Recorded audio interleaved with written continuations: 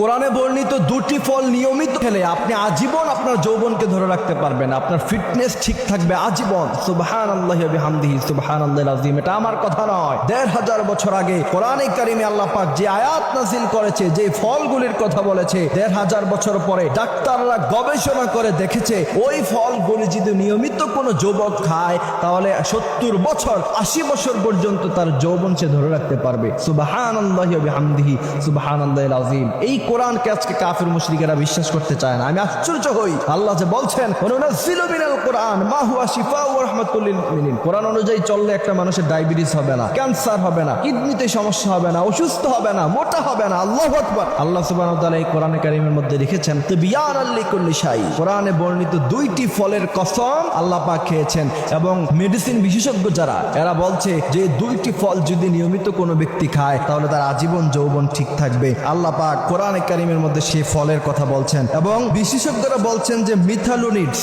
এই হরমোন মানুষের যৌবনকে ধরে রাখে। মানুষের বয়স যখন ৩০, ৩৫, ৪০ প্লাস হতে থাকে তখন মিথালোনিডস হরমোনটা রিলিজ হওয়া বন্ধ হয়ে যায়, আস্তে আস্তে সেটা কার্যক্ষমতা কমে যায়। কিন্তু কোরআনে বর্ণিত এই দুইটি ফলের কসম যে আল্লাহ খেয়েছেন, এই দুইটি ফল খেলে শরীরের মধ্যে এই হরমোনটা তৈরি হতে থাকে। সুবহানাল্লাহি ওয়া বিহামদিহি সুবহানাল্লাহিল আযীম। কত সুন্দর কথা, কত চমৎকার কথা। সেই দুইটি ফল হলো তিন এবং জাইতুন। আল্লাহ পাক সূরা তিনের মধ্যে দুইটি ফলের কসম খেয়েছেন। এরপরে ওয়াতুরি সিনিন পাহাড়ের কসম খেয়েছেন। আল্লাহ বলেন ওয়াতিনি ওয়াজাইতুন, তিন এবং জাইতুন ফল এর কসম। এরপরে আল্লাহ বলেন ওয়াহাদাল বালাদিল আমিন, নিরাপদ মক্কা নগরীর কসম, পাহাড়ের কসম। লাকাদ খালাকনাল ইনসানা ফি আহসানি তাকওয়িম, মানুষকে আল্লাহ পাক অনেক সুন্দর করে বানিয়েছেন। সুম্মা রাদাদনাহু আসফালা সাফিলিন, তারপরে আবার তারা বুড়ো হয়ে যায়। সুতরাং এই তিন এবং জাইতুন ফলকে গবেষণা করে বিজ্ঞানীরা পেয়েছে যে এই তিন এবং জাইতুন ফল যদি কোনো ব্যক্তি নিয়মিত খায় তাহলে তার যৌবনটা আজীবন ঠিক থাকবে। এবং বিশ্বনবী সাল্লাল্লাহু আলাইহি ওয়াসাল্লামের হাদিসের নিরসন হলো এমন, তিনি বলেন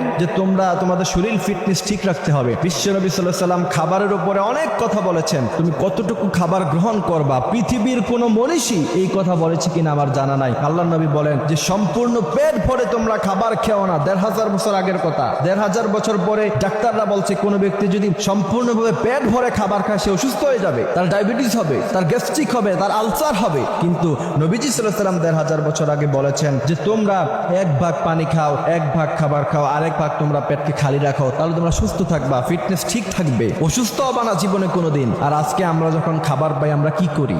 ইচ্ছা মতো খাবার খাই, বিরিয়ানি, কোরমা, পোলাও, ইচ্ছা মতো খাওয়ার কারণে আমাদের শরীর আজকে আমরা অসুস্থ হয়ে যাচ্ছে। অথচ আল্লাহ বলেন ওয়ালা তুলকু বিআইদিকুম ইলা তাহলুকা, নিজের শরীরটাকে নিজে কখনো তোমরা ধ্বংস করে দিও না। এমন ভাবে তোমরা চলাফেরা করো যাতে করে তোমাদের ফিটনেস ঠিক থাকে। আর মুসলমানদের যদি ফিটনেস নষ্ট হয়ে যায়, মুসলমানরা যদি হারে বেশি অসুস্থ হয়ে যায়, এরা যুদ্ধ করবে কিভাবে? এরা নামাজ পড়বে কিভাবে? আল্লাহ পাকের সার্বভৌমত্ব পৃথিবীর মধ্যে কায়েম করবে কিভাবে? আল্লাহ সুবহানাহু ওয়া তাআলা আমাদেরকে এই কথাগুলি বোঝার, মানার তৌফিক তিনি আমাদেরকে দান করুক। আমিন।